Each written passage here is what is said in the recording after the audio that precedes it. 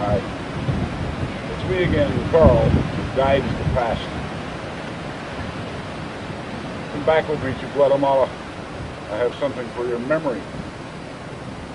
And after that, we'll take a look for the lost continents and maybe even a peek at the Bermuda Triangle. Do come along.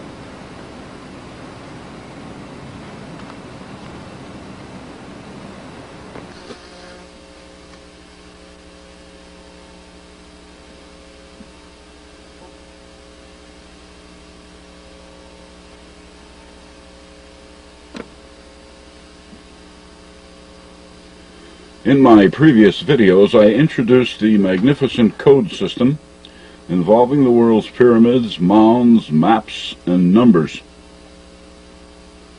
It all ran the spectrum from simplicity to apparent confusion, as it was supposed to.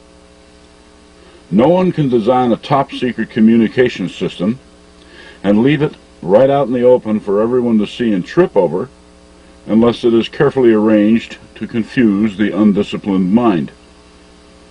And the key to that was numbers. Why numbers? Because most people don't like them and prefer to avoid them. Even worse, the undisciplined mind can assert meanings to numbers that can look logical but be something else. And it does happen. For example, from the ancient science of gematria come a host of well-organized rational numbers, sacred numbers, which few people understand. A few are shown here. For example, 144 and 432. The 432 being 3 times 144. Other of these numbers, such as 54, 96, or 2160, while they are often considered sacred, are not gematrian. But when one looks closely, all of these numbers can be found.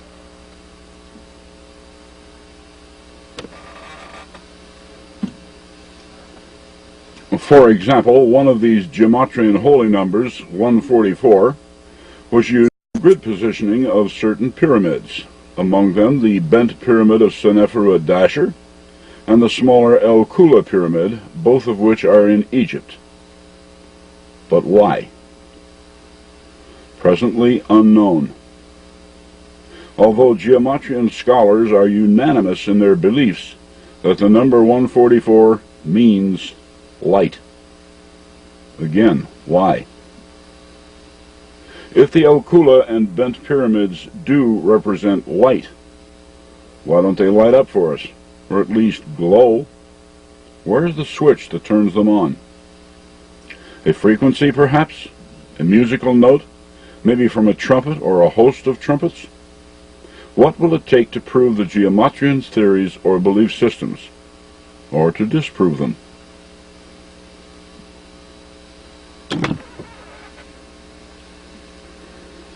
Even the higher gematrian number of 432 was used in the pyramid grid system, its representative being the so-called false pyramid at Meidum, Egypt. It is called false because it isn't all there anymore, apparently having collapsed because its outer casing stones lie in a heap of rubble at its base. Why? Faulty construction techniques? That I will never believe. More likely it was something else. Something probably deliberate. If frequency and vibration are somehow representative of gematrian numbers, it might have been a sustained musical note that shook this pyramid apart. You know, like the frequency that tore the Tacoma Narrows Bridge apart about a half-century ago. Wow. If that's the case, then it was probably a good idea to have established our standard A note in music at 440 vibrations per second rather than 432. There's no telling what our loud rap music might have been able to do to these ancient monuments.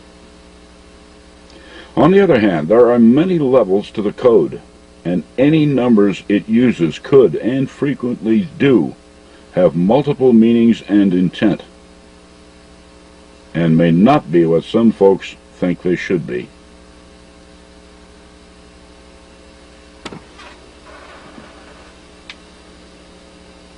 Another anciently used number was 96. Considered sacred to some, it is not geometrian, but it was used on one of the pyramids at Tikal in Guatemala.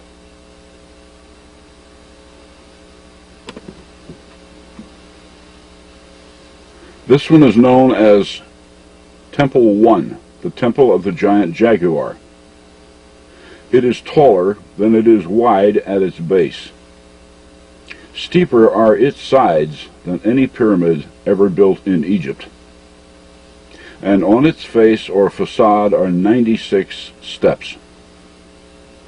What do they mean? Nothing apparent, even to a number cruncher, unless multiplied by some other number. Hence they can be made to say almost anything we want them to, according to one's belief system or imagination. But in order to find the intended meaning of Temple 1's 96, we must get into the architect's mind.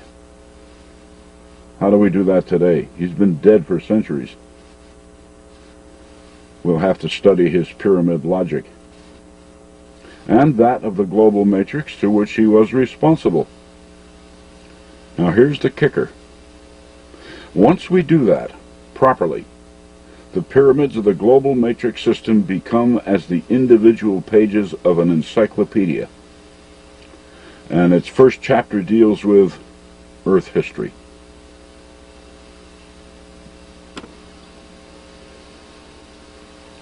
One-third of the way around the Earth, to the west of the Giza Prime Meridian, is the original 120th meridian. Between it and the 121st meridian are a number of aboriginal pyramid sites, ranging from the far north down into Central America. They include Rock Lakes Pyramids in Wisconsin, Uxmal in Mexico, Tikal in Guatemala, Copan in Honduras. Of this group, the largest of the pyramids involved are those at Tikal, including Temple 1. The most unusual site within this narrow band is Rock Lake and its several submerged pyramids. Now, why would anyone, bother building stone pyramids in a natural depression and, upon completing them, deliberately flood the site with the water that makes up modern Rock Lake?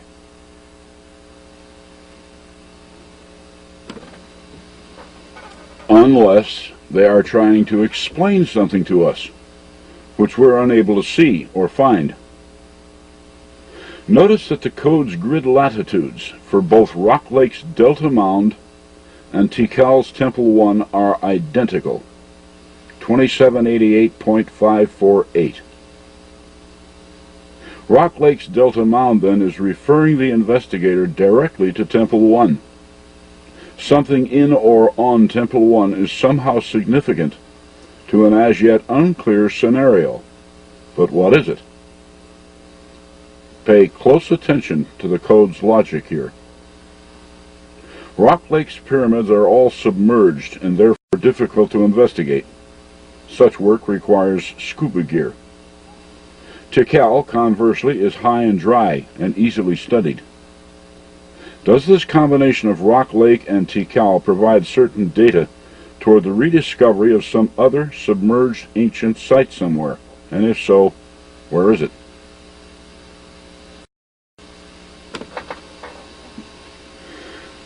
It's in the west, in the direction that Temple 1 faces, at Tikal.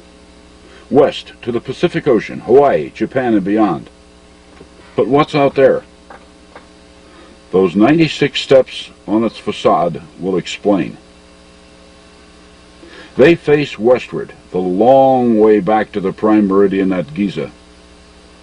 So take the problem to Giza, and from there, come back eastward from Giza, a total of 96 meridians, to the Ryukyu Islands southwest of Japan.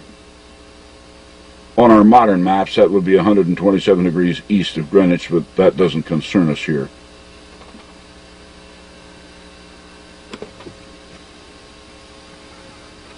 It is right here, at 96 degrees and 45 minutes to the east of Giza, where scuba divers have recently found temples submerged beneath the waters of the Pacific Ocean.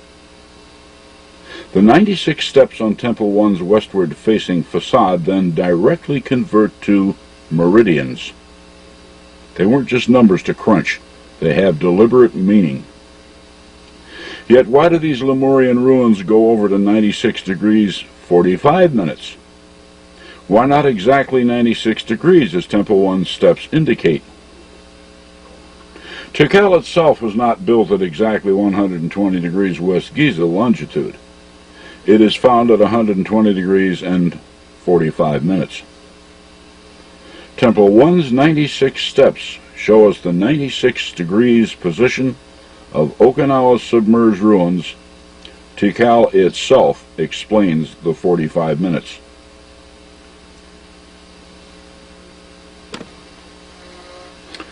A simple scenario, what? Tikal's Temple 1, high and dry, taps the logic from Rock Lake submerged pyramids and transmits it westward in the direction it faces to explain where to find those submerged ruins off Okinawa. Magnificent. So if we ever wish to find the fabled lost continents of the past, well, now we know how it's done. Earth history, and beautifully recorded through numbers and maps, not moldy or flaking charts showing X marks the spot, too primitive in concept. Besides, why should the ancients have written anything to us on parchments of any kind? They were very well aware that such documents would never survive to reach us because time is not kind to mediums of that nature. It was far more logical for them to have used our maps. So always count the steps on Western pyramids. They can be quite informative. And it sure beats excavating ancient sites for broken ceramics and arrowheads and then writing erroneous historical concepts around them.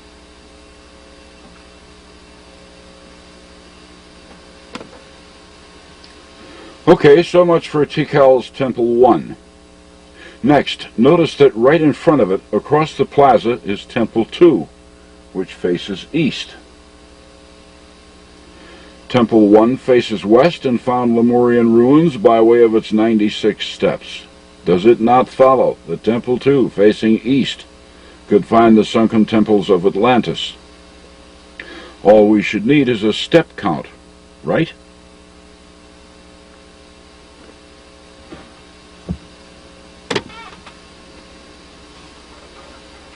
Short, squat, east-facing Temple 2, the Temple of the Masks, shows us a total of 59 steps on its facade. In keeping with Temple 1's logic, these 59 steps have to mean 59 meridians, this time to the west of Giza. On modern maps, that would be some 28 degrees west of Greenwich, or nearly on top of the cruiser's seamount, just off to the east of the Atlantis fracture zone on the mid-Atlantic ridge. What's out there at that zip code? Half-mile deep ocean, the bottom being far too deep for scuba divers. Further, the isostatic equilibrium in this region is about as stable as a politician's promise. What was once up above water went down and won't stay down. Back in 1882, a ship named the Jesmond was making a routine trip from the Med over to New Orleans when it suddenly encountered an unknown, dripping wet landmass in its path. It wasn't a mirage either, because some of the crew longboated their way over to it for a look-see. They even gathered up some artifacts. The Jesmond's skipper logged the strange account, and with it, its coordinates. 28 degrees, 40 minutes west Greenwich. May I remind everyone that a ship's log is a legal document and will stand up in any court in the world. On the Jesmond's return trip, that landmass was gone. 28 degrees, 40 minutes west Greenwich converts to 59 degrees, 48 minutes west of Giza on original maps, or within 3 miles of Temple 2's call. the Jesmond found a chunk of Atlantis.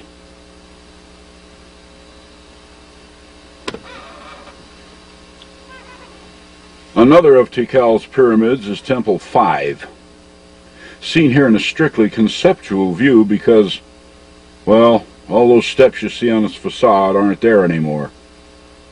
Indeed, they'd been gone since before the 19th century when Mahler first studied Tikal. Somewhere along its trek through time, its staircase let go and collapsed into a heap of rubble at the pyramid's base.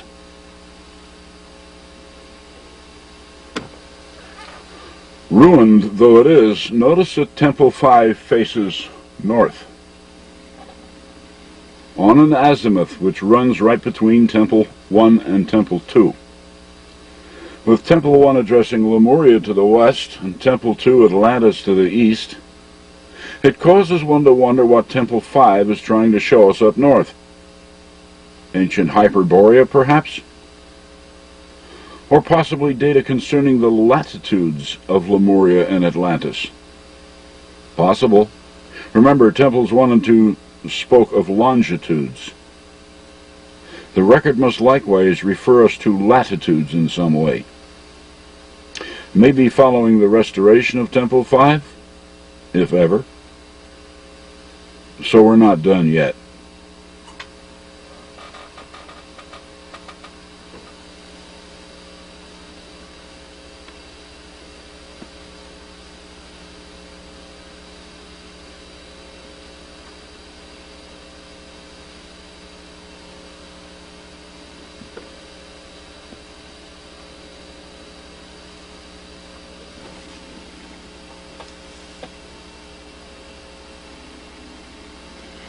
How's your knowledge of ancient sites?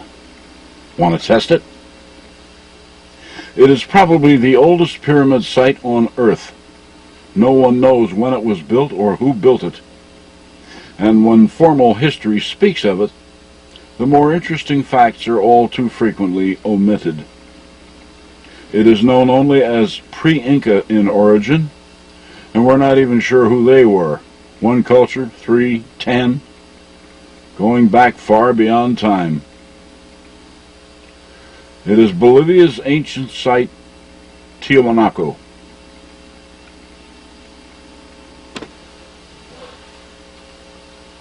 Its most puzzling artifact by far is the so-called Gate of the Sun, or Del Sol, the largest single block sculpture ever found. Standing some 7 feet tall, 13.5 feet wide and 18 inches thick. The whole thing was somehow sculpted from a single block of andesite, which, as every geologist knows, is the hardest terrestrial rock there is. This stuff is so hard you need carbon steel to even scratch its surface. But there it is, intricately carved to within an inch of its life. But with what? Nobody, Inca or pre-Inca alike, had any steel tools at their disposal, ever, according to history. Copper tools is the limit of Aboriginal technology, and they were definitely not used on this. We moderns can duplicate this kind of fancy art, but we require a laser to do it. So who carved the Gate of the Sun? Why? How? And when?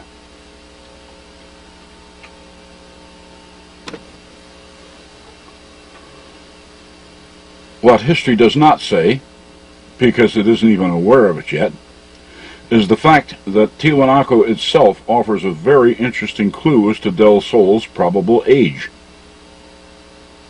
Like most pyramids in South America, the Acapana is today a complete wreck, dug into by treasure hunters, and its flanks have had all of their intricately carved facing stones stripped away, broken up, and put to use as roadbed for a railroad.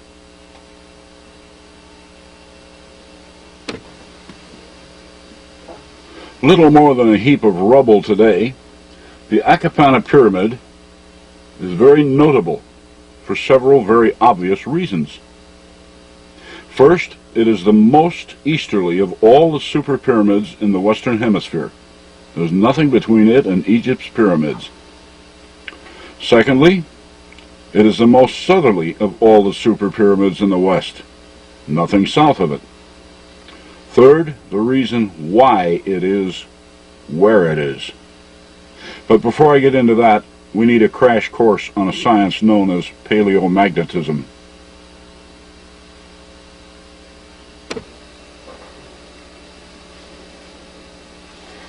For those unfamiliar with the term, it is the science which studies the intensity and direction of residual magnetism in ancient rock. Through it, we know where the poles used to be and how long they were there. Volcanic lavas exhibit a remnant magnetism in magnetite, which, when cooled and hardened, will indicate polar direction at the time of a volcano's eruption. This science has been able, using this methodology, to locate our former North Poles over a considerable period of time. Notice that the North Pole of today has only been where it is for the past 12,000 years, or from about 10,000 years before Christ. The previous North Pole was 30 degrees further south at Canada's Akpatak Island in Ungava Bay, northern Quebec, or at 60 degrees latitude on today's maps.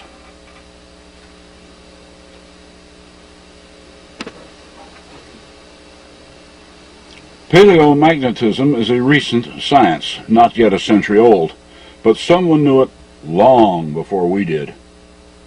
Someone among all those finger-counting aboriginal degenerates took it upon themselves to align both the former and present poles on a common meridian which reaches all the way down to Tiwanaku.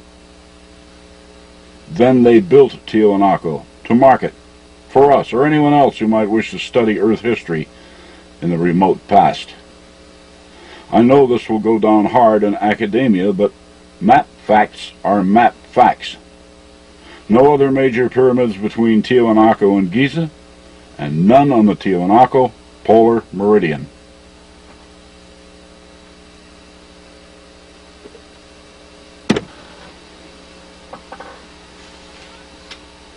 The same may be said for the other side of the Earth.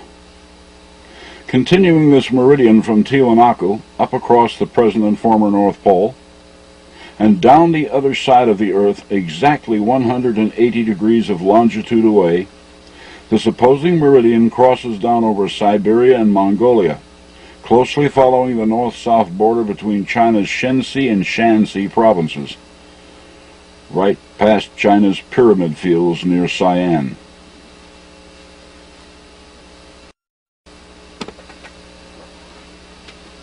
Like Mexico, China has its super high-rise pyramids too, though there they are thought of simply as the man-made tombs of their ancient landlords, their pharaohs. I wonder where they caught that from. This gradually eroding monster is about 200 feet high, like the Sun Pyramid at Teotihuacan in Mexico. Here, as with the other side of the world, no other pyramids are known on this meridian all the way up to the North Pole. With no pyramids on this meridian between Tiwanaku and north, China and north, these two widely separated sites share something in common. China's Sian is very ancient, having been founded 3,200 years ago. How much older it is beyond the reach of records. But we do know that Sian is 3,200 years old, and sharing this common meridian with Tiwanaku, its virtual geographical opposite, does it not follow that Tiwanaku is at least as old? Rather than the 2,000-year age Western historians assert for it. Were Tiwanaku's unknown builders aware of China's pyramids? Were the builders of China's pyramids aware of Tiwanaku? If there is a connection, where do we find it?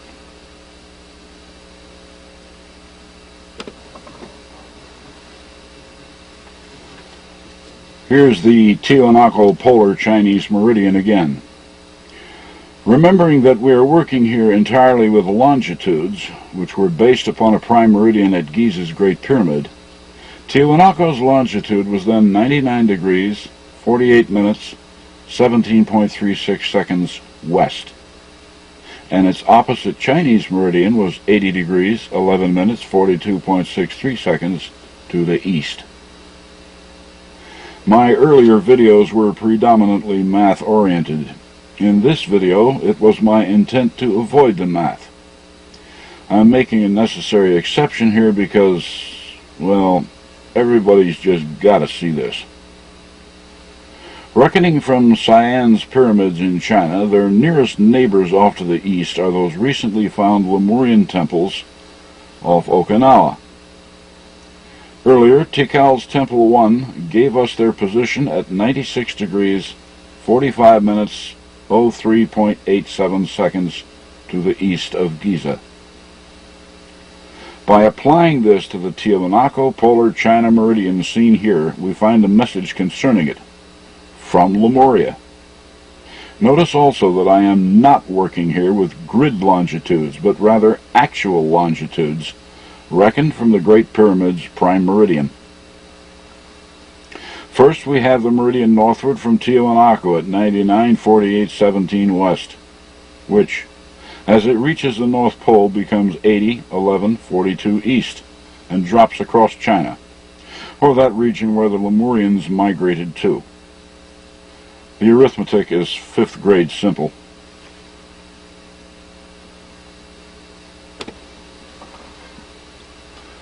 Simply subtract China from Lemuria. The result here becomes the latitude of Tiwanaku on the other side of the earth. 16 degrees, 33 minutes, and 21.235 seconds south.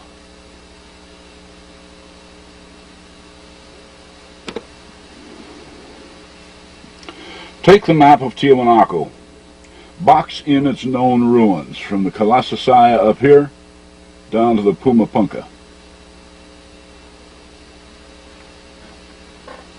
And our parallel of latitude lays right over the box.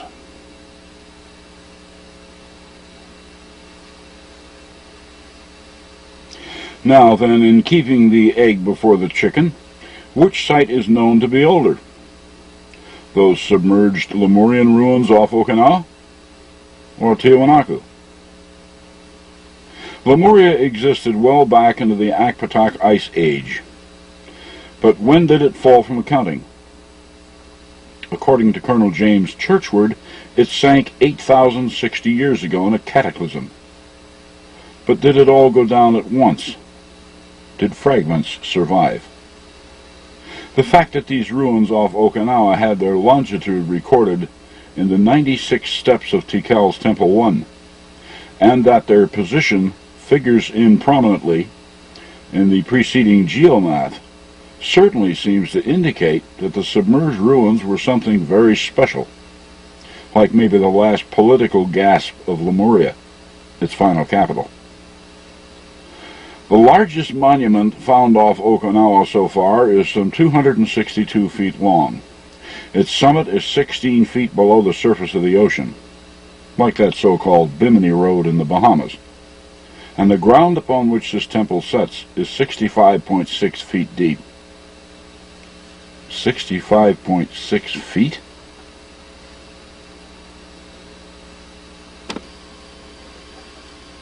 Did the long-lost Lemurians know how deeply this monument would be covered by 65.6 feet of water by the time we got here? Remember Tikal's Temple 5 with its fallen staircase? Well, as Mahler excavated the rubble, he found the bottom step and measured it at 65.6 feet in length. And that's feet, not cubits, reeds, or meters, our own 12-inch feet. How could they have known?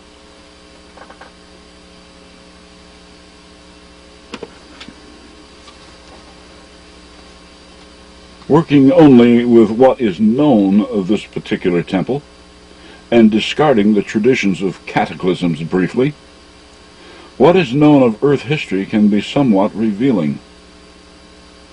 During the peak of the Akpatak Ice Age, the world's oceans were some 450 feet lower than they are today. This data, furnished by the Woods Hole Oceanographic Institute, came with a graph showing the speed at which the ocean basins refilled with water as the great glaciers began to melt. Using it as a guide, this Lemurian temple finally went under about 5,000 years ago, and the land upon which it stands went under about 7,000 years ago. That flooded all the flower beds and parking lots, and the priests had to start wearing hip boots in order to get to work. Going back 8,060 years to that point in time where Churchward dates the end of Lemuria, the oceans were still down some 88 feet. Hence, at that time, this temple was only some 22 feet above sea level, and its days were numbered, a good time to leave Lemuria. So going by no more than this temple became swamped about 7,000 years ago. As it is obvious that it was not built as the waves bathed the feet of the builders, the construction itself has to be far older than 7,000 years. Its position was then used to designate the latitude of far-off Tiwanaku, by way of the meridian math already seen here. Hence, Tiwanaku is 1. At least 7,000 years old, and 2. Resulted from a Lemurian mandate, not pre-Incan. Its maximum possible age is easy to call. This Tiwanakan polar China meridian bears upon the locations of both the past and present North Poles. Our present North Pole can be dated by paleomagnetism to no more than 12,000 years. And since this beautiful meridian could not have been laid out without it, Tiwanaku can be no more than 12,000 years old.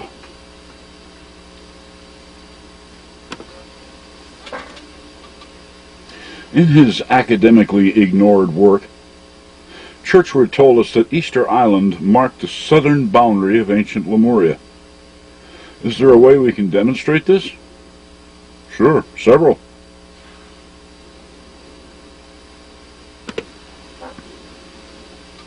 If you happen to have a globe of the Earth handy, draw a straight line over it from Giza, the grid central of remote antiquity, all the way westward to Easter Island. This line will, of course, cross South America, specifically across those mysterious plains of Nazca in Peru, and all of its lines and designs which no one has yet been able to figure out.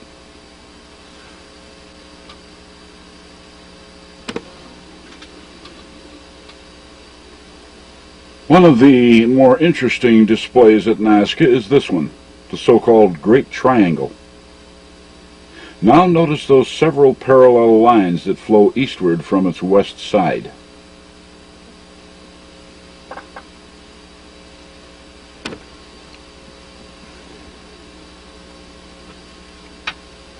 Why do they all point over toward Giza in Egypt?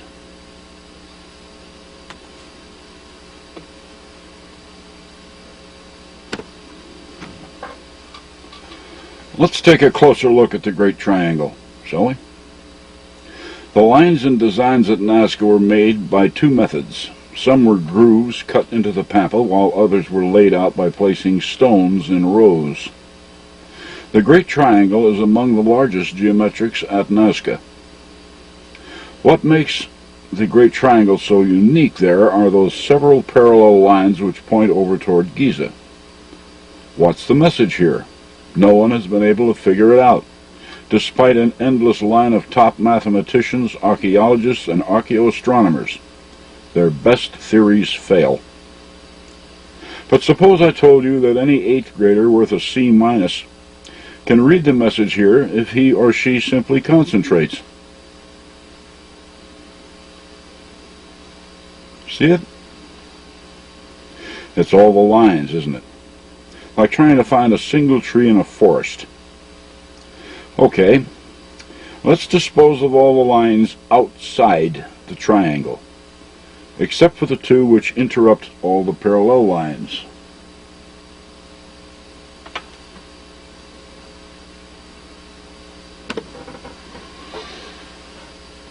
There, that's better. We cut out the rest of the forest. Now the numbers are evident. 8 parallel lines to the west side. Of these 8 parallels, only 2 were allowed to continue eastward, where they meet 5 parallels. 8, 5, and 2, inside the triangle, where they are divided. The instruction then is to divide. 8 divided by 5 divided by 2 is 0.8. Hold that fractional number in your memory briefly. 0.8.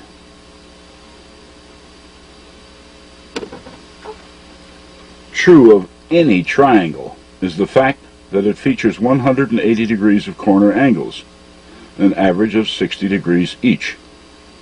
But look again, closely. Notice that this Nazca triangle is actually 2, one within another. What are 2 180-degree triangles? 360 degrees, of course. So why didn't they simply show us a 360-degree circle instead of a triangle? There was a very logical reason for that, as we will understand a bit later.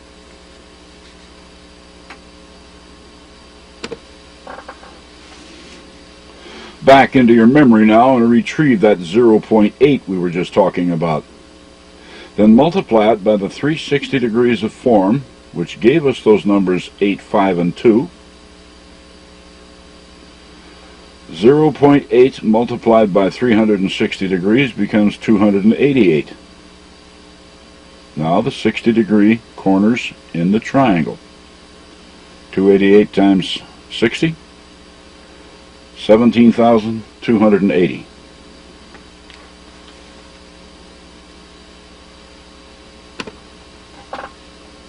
The 17,280 encodes the actual latitude of the Great Triangle.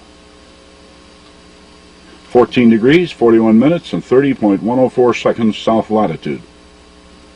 To find the Great Triangle's longitude to the west of the Great Pyramid at Giza, well, the triangle has 3 corners, doesn't it? Multiply its grid latitude of 17,280 by 3 and voila, 51,840, which encodes 106 degrees, 15 minutes, 32.6 seconds, right through the center of the triangle. Which means, of course, that the grid point of Nazca's Great Triangle is 3. Like its 3 corners declare. And that's why they had to show us 2 triangles rather than a circle.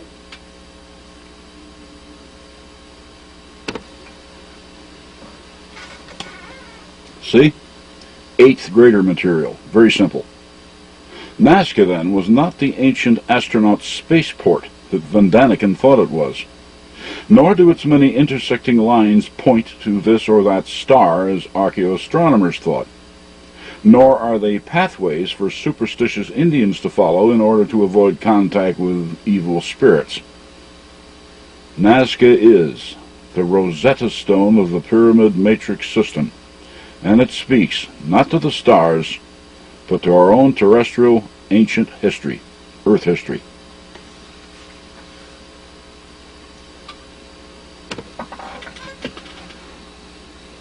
But don't just take my word for this. Ask the man. He's there at Nazca too. His name is Manos. And he shows us numbers very carefully, very clearly.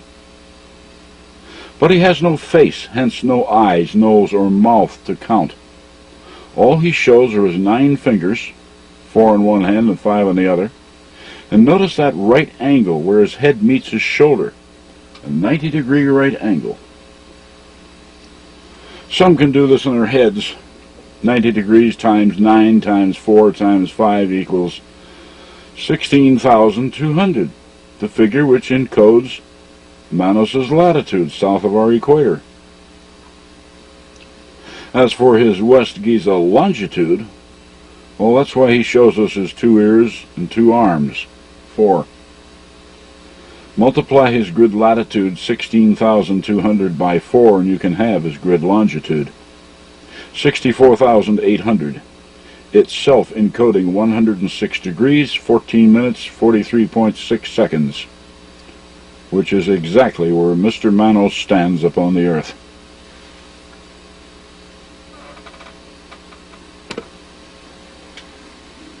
Another of Nazca's curious glyphs is the so-called spiral. This spiral rests on top of a great needle. The bottom of this needle reaches the great rectangle. Rectangle on one end and a spiral on the other, both being obviously connected. What is mathematically true of any rectangle? Their corner angles will always total 360 degrees. Our first number then is 360. Next we go up to the spiral on top of the needle. We should enlarge this to have a better look at it.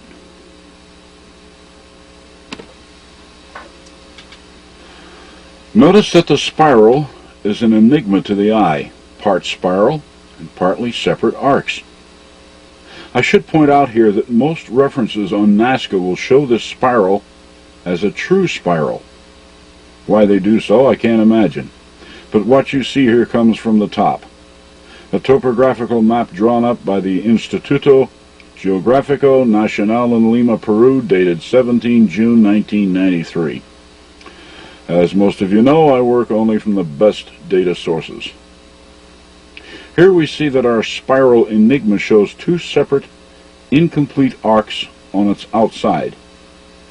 In all, 4 arcs terminating abruptly at the top, and 2 others vectoring on top of the needle. The formula can be completed in the mind. 360 degrees times 4 times 2, 2,880. Encoded behind this large rational is the actual south latitude of the spiral, 14 degrees, 40 minutes, and 05.14 seconds.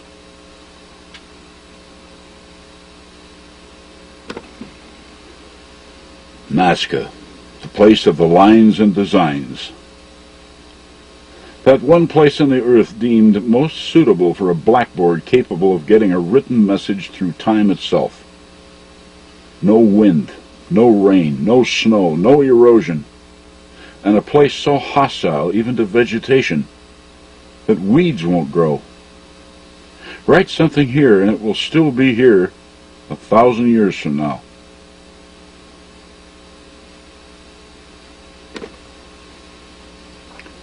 To read the messages at Nazca, one has to pay close attention, as Manos in the Great Triangle explained.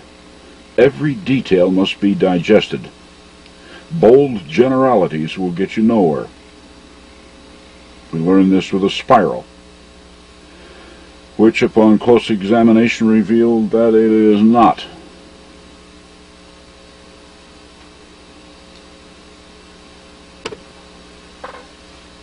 Immediately south of the Great Triangle is the Great Rectangle. It too can be decoded.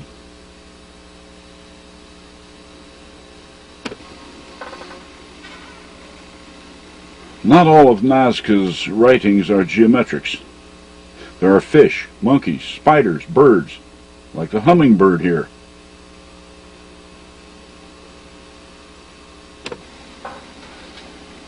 And the condor, another bird. Be careful with his wing feathers during the decoding process. 6 to the east and only 5 to the west. Birds.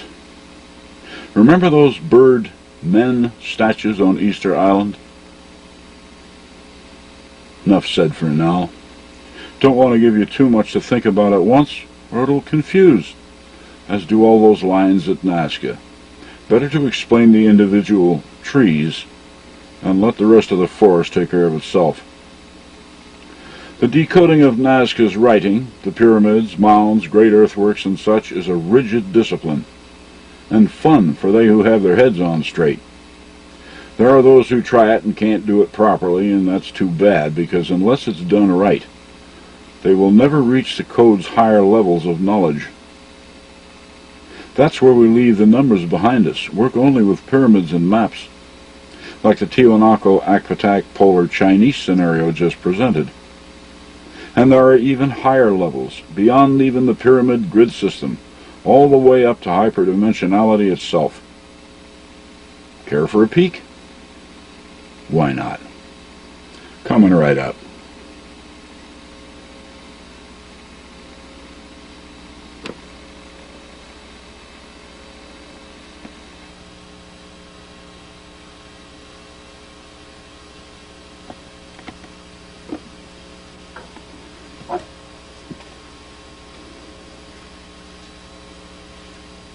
Is there any such thing as pyramid power? That depends upon one's attitude. Positive people versus negative people. Positive people experimenting on their own find that food placed inside a pyramid-shaped container will last for considerable periods. Do the same with a razor blade and its edge will stay sharp.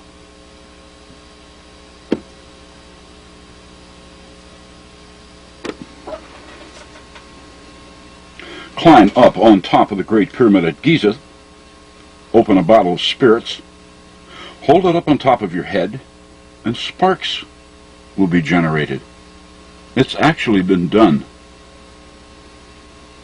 Negative people? Napoleon once spent a night inside the Great Pyramid. Whatever it was that happened to him that night, he wouldn't discuss with anyone, nor did he ever go back inside. Then, too, the debunkers who tell us that placing food and razor blades inside pyramid-shaped containers will do nothing for them. Attitude. The real power within pyramids is still beyond human understanding, but it's real and it's boundless. It is likewise feared by the powers that be, for when it is finally understood, the world will be a much better place to live in. But it comes under the title of free energy, and the modern world runs on oil. Accordingly, anything that even hints at free energy is taboo, and we don't want it around because there's no way to meter it to the consumer. But free energy is available, and always has been. Indeed, it actually comes under the heading of universal constants.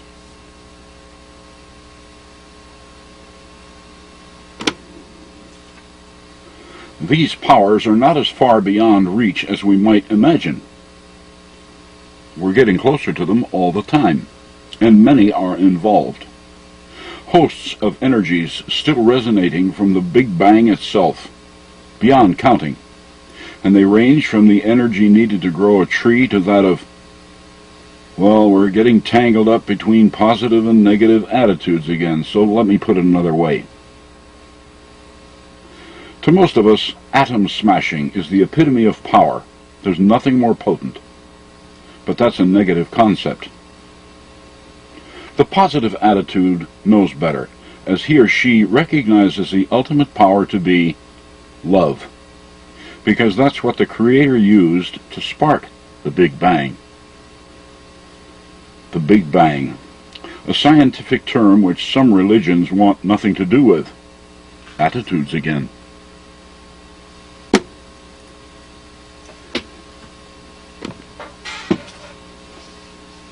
This formula from Einstein says it all, for there can be no reality, indeed no creation, without the combination of energy, mass, and light. So when God gave the order, "Let there be light," the frequency or vibration of light brought energy and mass together, and bang, there it was, the entire universe. Now that utterance from the Creator had to be loud enough to be heard from one end of the universe to the other. Ever hear God yell? It had to have sounded like a big bang. You see, again, it's all a matter of attitude, positive versus negative.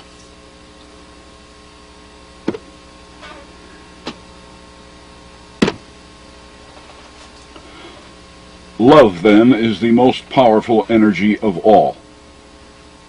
Down here at the human level, even we are aware of love. even though few of us fully understand it. As to the lesser energies, many exist which we are unaware of, even when we look right at them. We will review several in this presentation.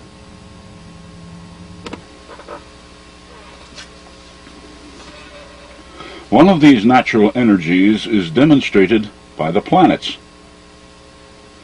Jupiter is the most obvious example with its big red spot. Since it was first observed, it has been perceived as a great storm in the upper atmosphere. Then along came Richard Hoagland and his UN briefing, where he announced that that storm wasn't a storm after all, because it didn't wander about as storms are supposed to.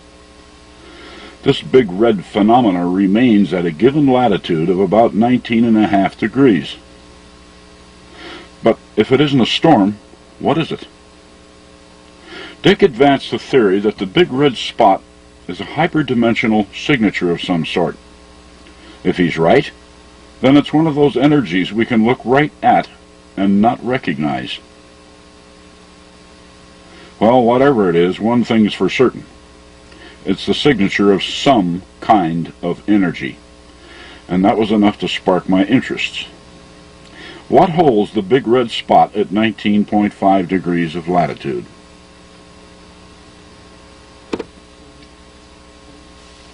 Dick went on to point out another planetary curiosity over on the planet Mars. Also at 19.5 degrees of latitude is Olympus Mons, a 5-mile-high inactive volcano.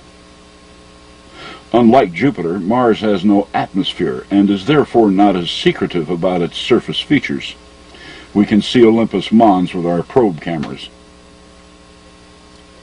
But is its 19.5 degree position only coincidental?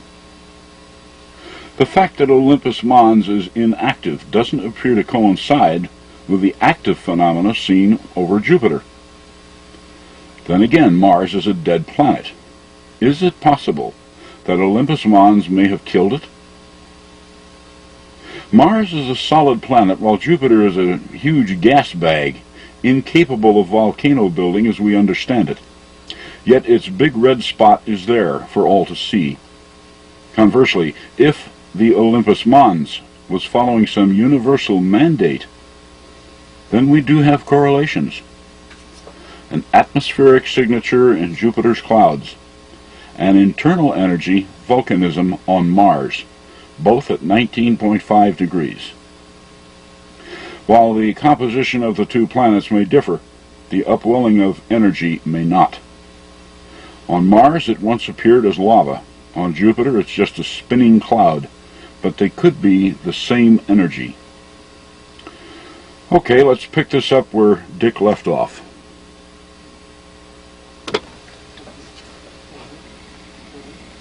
He, along with all other investigators, have overlooked something quite obvious. That being, that excluding Bolivia's Acapana Pyramid, all of the super high-rise pyramids of the Western Hemisphere were built between 19 and 20 degrees north of the equator, along our own terrestrial energy belt. The 4 million square foot Sinsunsan Pyramid, the 1.1 million square foot Cholula Pyramid, the Cuicuilco Pyramid, the West's only conical supermonument, the entire ancient city of Teotihuacan and its pyramids, and even the Aztec capital of Tenochtitlan. Notice also that all of the other Mayan, Olmec, and Toltec sites of consequence occur within only a few degrees of latitude from this natural energy zone. None occur north of the 21st parallel, and none are found south of Copan.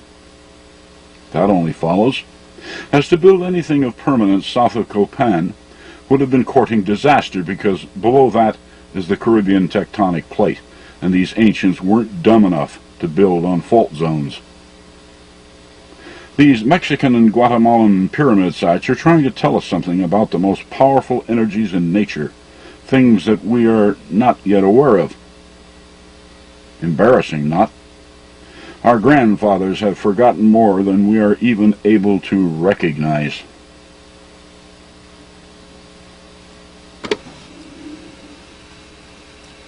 We should keep in mind the fact that when the North Pole was down on Akpatak Island in Canada, the Earth was tilted drastically from what we know today. Quite normal to they who lived in those days, but all out of whack by our standards. This is easily demonstrated. The next time you have a spare globe of the Earth handy, there's a little shop project you can do with it. Remove it from its mount and re-drill the North Pole on Canada's Akpatak Island in Ungava Bay. You will have to re-drill the South Pole as well, exactly 180 degrees opposite.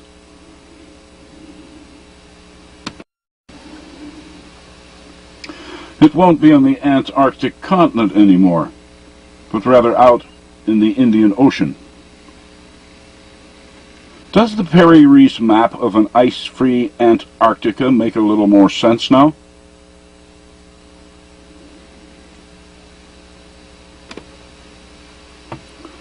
Then put the globe back in its mount and see the true Ice Age world for what it was. When you do, notice that the equator of that period was 30 degrees further south, down in Chile.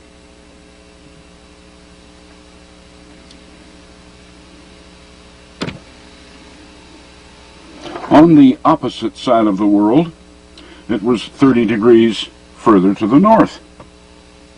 China's pyramid fields, today at 34 degrees of latitude, were then at only 4 degrees, very close to the equator. But of greater interest are how the parallels of latitude then influenced the Middle East. We've all been taught that Ice Age people were savages. No math, no sciences, no sense of order, just a bunch of hunters and berry pickers. Sorry about that. I'm glad I wasn't the one selling all that nonsense to our children.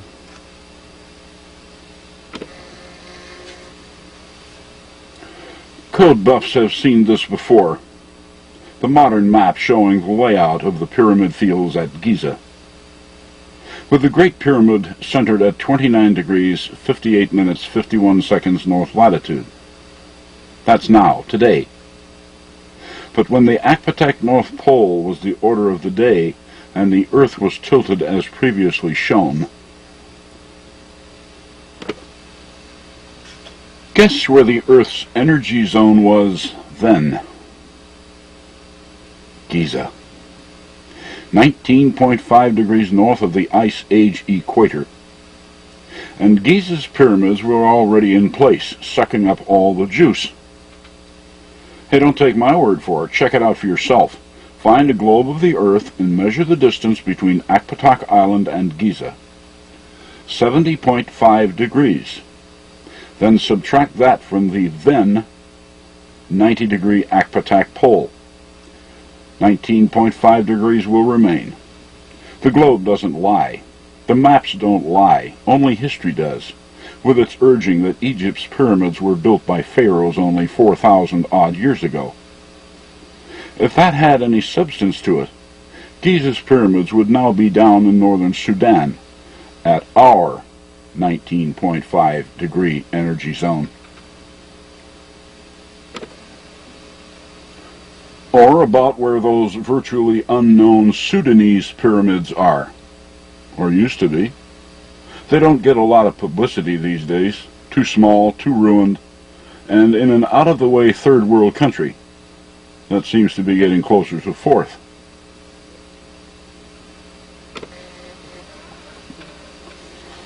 Yet, what kind of energy is it that concentrates itself along the 19-degree 30-minute parallel? Obviously, it is an upwelling from a planet's interior. It is too powerful to be seen here on Earth. Yet over on Jupiter, it's able to punch its way through its crushing gravity and leave its signature in the clouds 200 miles up. On Mars, it seems to have exhausted itself through Olympus Mons.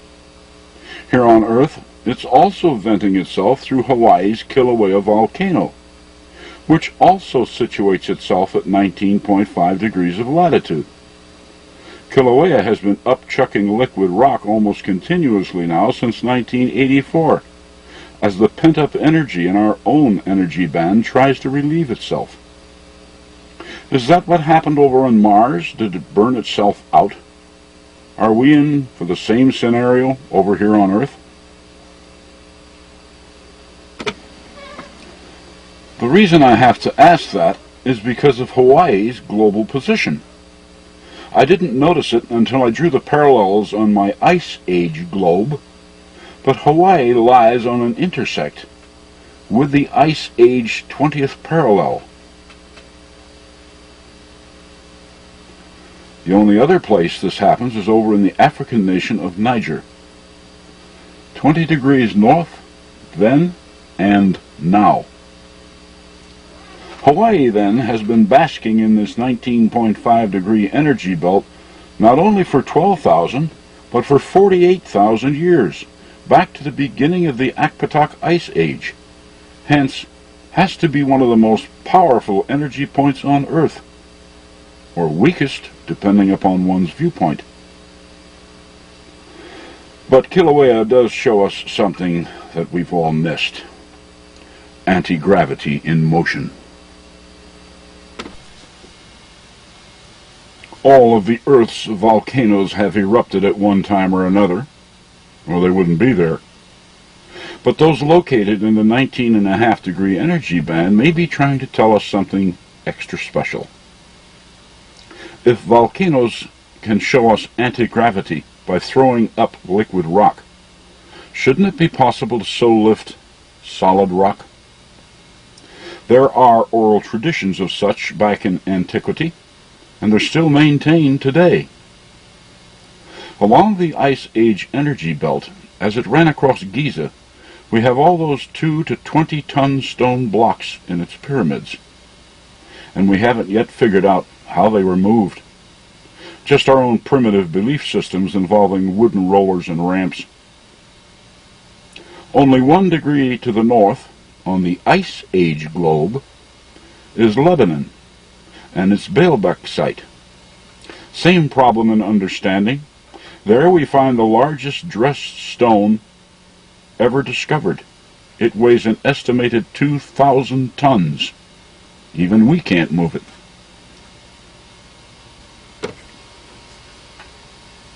This energy band, during the Ice Age, when the equator was down toward the bottom of South America, was very close to sacred Inca sites like Cuzco and Sacsayhuaman, where we find all those great cyclopean stones. Surviving legends insist that they were all floated into position by the gods. Gods? Maybe aliens? It was far more likely that our own human ancestors did this. Why, when our dogmatized minds come up against something we can't understand or figure out, we seem compelled to blame it on extraterrestrials. There are unconfirmed reports of shamans who are able to float rocks with sound, today, over in India and Burma, near our modern 19.5 degree belt. So if these disciplined modern men can do it today, why not in the remote past? Forget this alien nonsense. Not that I reject the possibility of their actual existence, but I'm sure they have better things to do than drop by our world and build monuments for us. It's illogical. As this ancient 19.5 energy band ran westward across the wide Pacific Ocean, it likewise came close to another puzzling ancient site, the one we call Nan Madol, where several million stone prisons in the 5 to 20 ton variety were arranged in a most unusual construction, resembling forts.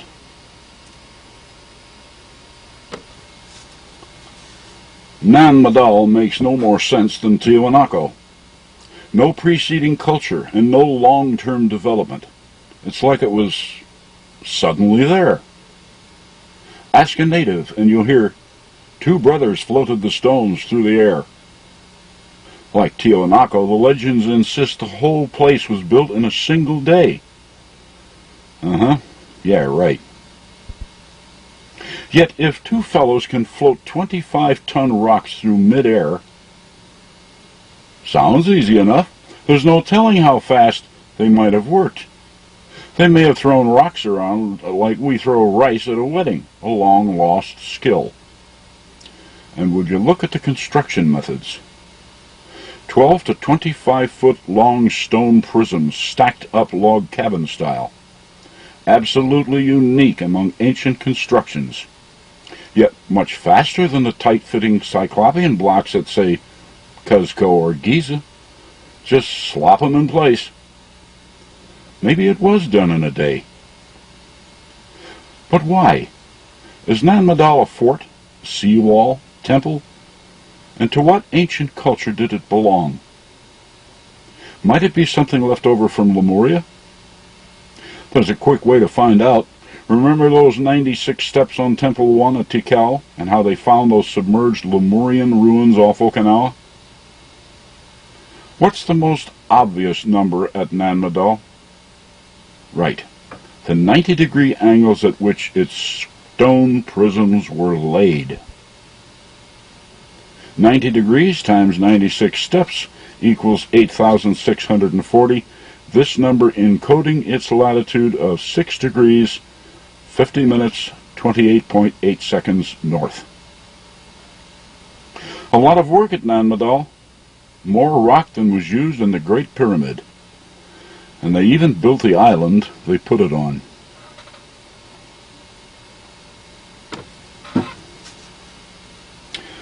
Can these ancient sites be dated according to their present or former positions in this natural energy band? We've been using C14, but maybe there's another way. The logic is simple enough. In Mexico, we have stone pyramids in the band, but none of them involve megalithic rocks. They're all built of common fieldstone, except for the huge Cholula pyramid and its adobe brick construction. Down in South America, stone structures appear limited to Cuzco, Sacsayhuaman, Malchingui, Tiwanaku. Its hundreds of other scattered pyramids are built of adobe brick, mud brick, and El Nino is erasing them brick by brick. Mud bricks are hand-carried, but Cyclopean blocks are not. In North America, no Cyclopean blocks anywhere, mostly dirt pyramids, a handful of minor stoneworks. Africa and the Middle East, Egypt's pyramids in the Ice Age energy band, Baalbek, and that's about it. Huge rocks.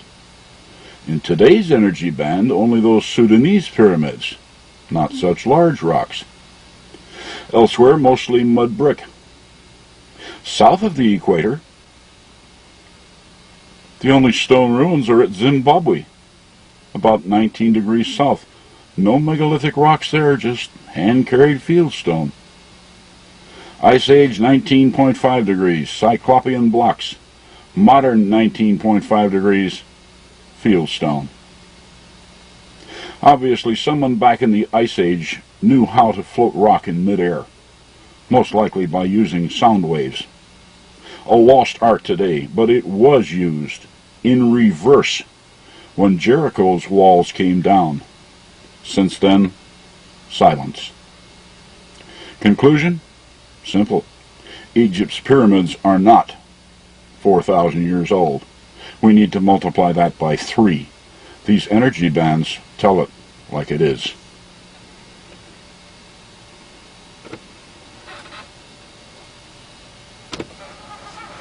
It would appear from all of this evidence that our degenerate ancestors were well acquainted with the Earth's 19.5 degree energy band, and may have tapped its unknown energies for the mutual benefit of all. Stone floating may only be the tip of the iceberg. Still unresolved today is the evidence of human rejuvenation, as recorded in the Bible. Archaeology and anthropology don't seem to want anything to do with it, but as recently as 5,000 years ago, in the flood-ravaged land where the biblical patriarchs lived, people were enjoying lifespans that were incredible by modern standards. It's in the historical record. Adam lived 930 years, Seth 912 years, Enos 905 years, Jared 962, Enoch 365, Methuselah 969, and even Noah, who didn't even become a father until he was 500 years old. Their Viagra must have been something.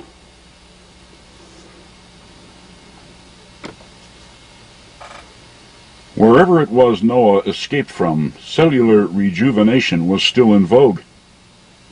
But he moved, and when he did, it was lost. Natural degeneration replaced it. Humanity had to start over.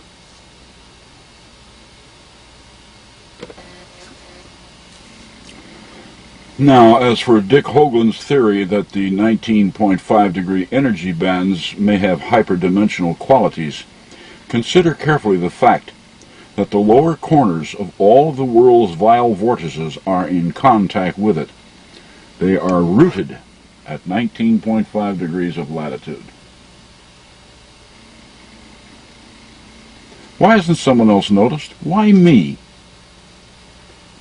Most people are aware of the strange vanishings in the Bermuda Triangle, but officially no one cares.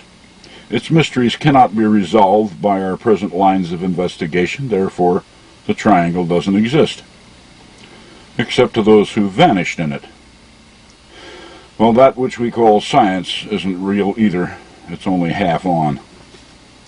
For example, why hasn't anyone noticed that ever since Hawaii's Kilauea has been relieving the internal pressures along our 19.5 degree energy band, vanishings in the Bermuda Triangle have hit a low.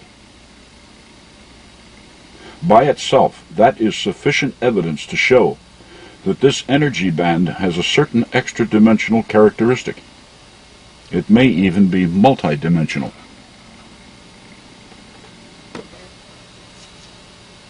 Indications are that when Kilauea finally turns itself off, the activities in the vile vortices will resume, and once again people, ships, and planes will begin vanishing as before. But what can turn Kilauea off? And when? For those answers we must inquire of two other sciences, geology and oceanography.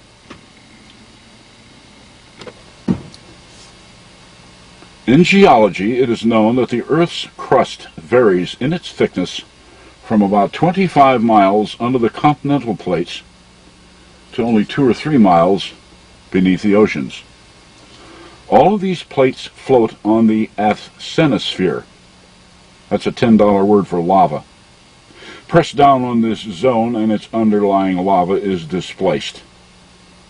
Looks for a convenient vent or volcano, and the Earth upchucks. Simple as that. Over the past half-century or so, there has been a noticeable upsurge in earthquakes and volcanism on this planet, which, when boiled down, means that there is a steadily increasing pressure on our tectonic plates.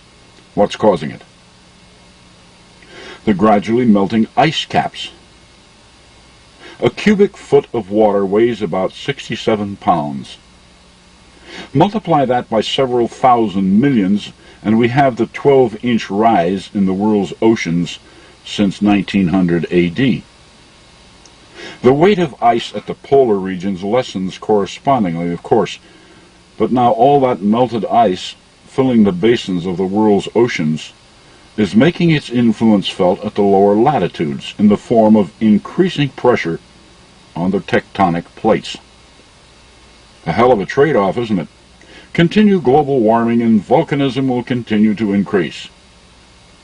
Stop it, and the oceans stop rising, and the vile vortices reactivate.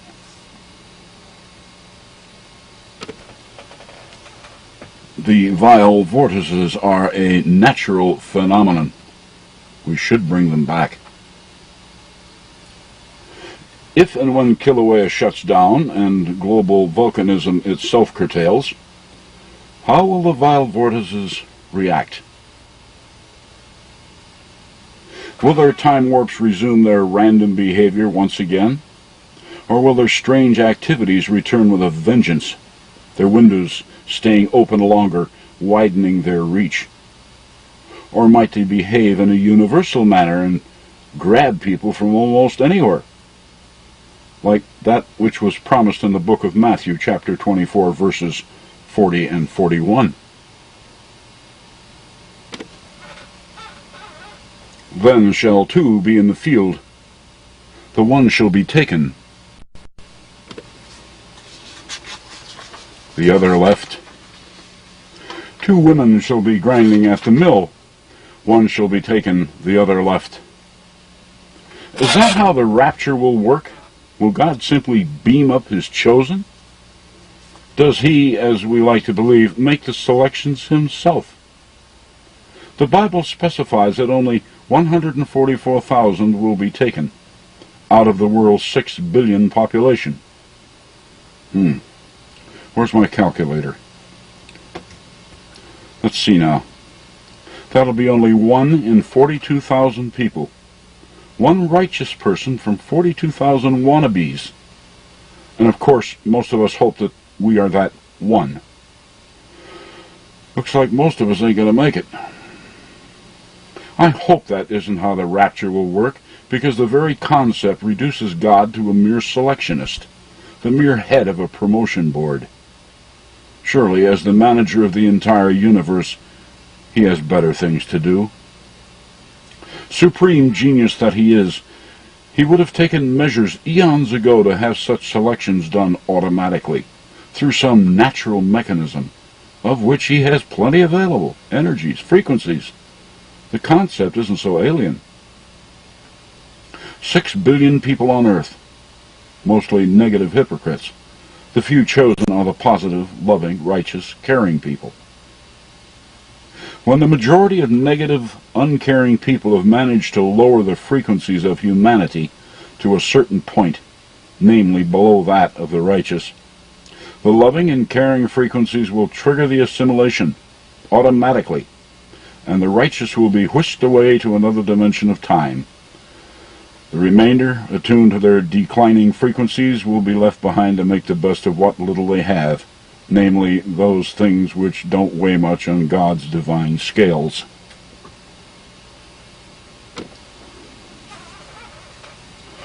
All of creation itself is frequency, every bit of it. Any student of physics who pays attention knows that. In physics, there are only two known constants, matter and energy. It is frequency which brings them together into physical form. But separate the matter from energy by altering the frequency which holds them together, and the form dematerializes. It's gone. The vile vortices work the same way, though they don't select by character. Venture into one of these windows at the wrong time, speed, or direction, and physical oblivion.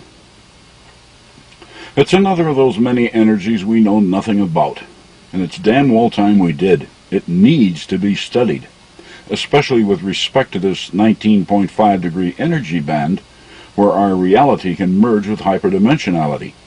We need to know how Earth's invisible big red spot behaves. How and when its windows open, what causes them to open and then close. Simply asserting, officially, that the vile vortices aren't there because we can't see them is like the ostrich who sticks its head in the sand to get away from it all. Primitive. Fearful.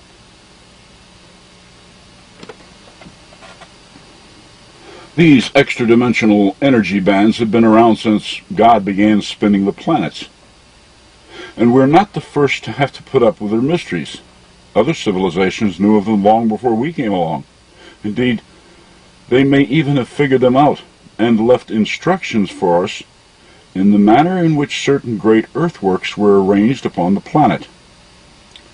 Your attention is invited to those diagonal lines just west of the Bermuda Triangle.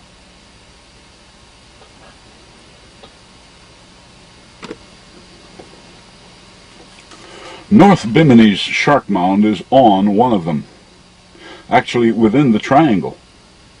The shark is a low sand effigy mound. It's 500 feet long and, presently, only 5 feet above sea level. Should be lost to the rising ocean levels pretty soon. But notice the direction in which the shark swims. 216 degrees.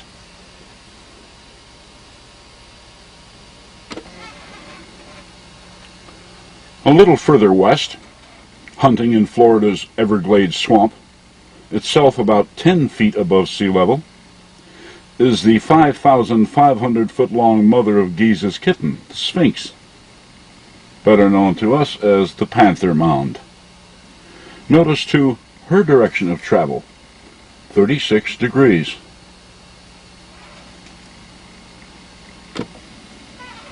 A bit to the north is the Rock Eagle up in Georgia. It's one of but few Aboriginal stone monuments in North America. Notice the direction of its flight.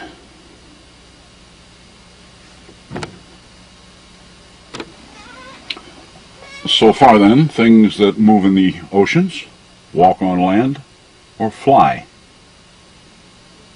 Further into America's heartland at South Portsmouth, Kentucky, we have the remains of the device effigy. I call it device because first, it is unnamed, and second, it certainly isn't the effigy of anything that walks, crawls, swims, or flies. Whatever it represented was man-made. Not much remains of it today owing to urban expansionism, but notice where it points, on a heading of 216 degrees.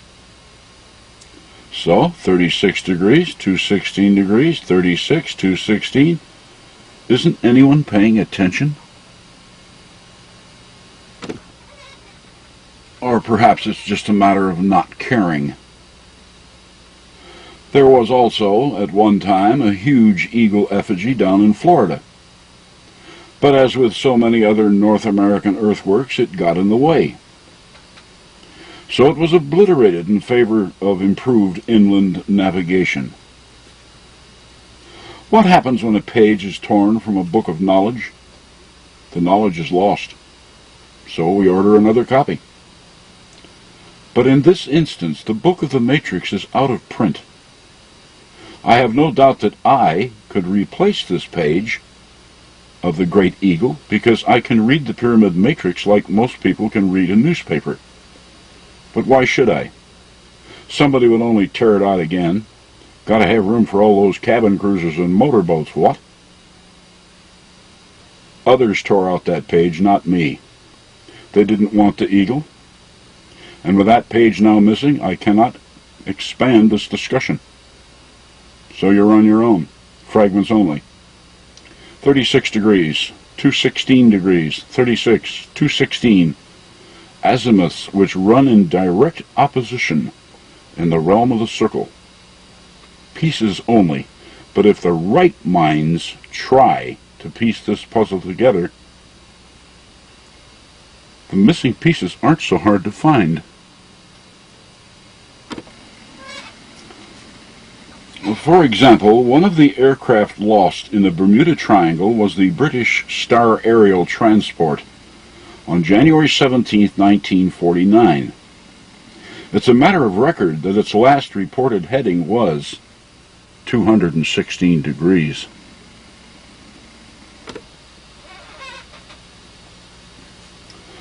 The rest is up to the management. For code buffs, there were additional clues in my newsletters 31 and 32, if you're interested in assembling puzzles. As for the Star Aerial, she is gone, to us. But where? She is still somewhere. So don't give up looking for her. All she did was to get tangled up in the Earth's invisible and ever-moving big red spot. So avoid headings of 36 and 216 degrees. And by the way, these windows in time are activated by another poorly understood natural energy, sunlight. The positive see sunlight as a key to good health. The negative see it as a source of skin cancer. Again, our attitudes. Anyway, these photos we see showing Jupiter's big red spot are always taken on its sunlit side. Here on Earth, when our people and wares vanish in the Bermuda Triangle, it's in the daylight hours. Something else to consider. Report concluded. Thank you for your kind attention. God bless those who are not afraid to learn, and God help those who are. Remember now, it's all a matter of attitude.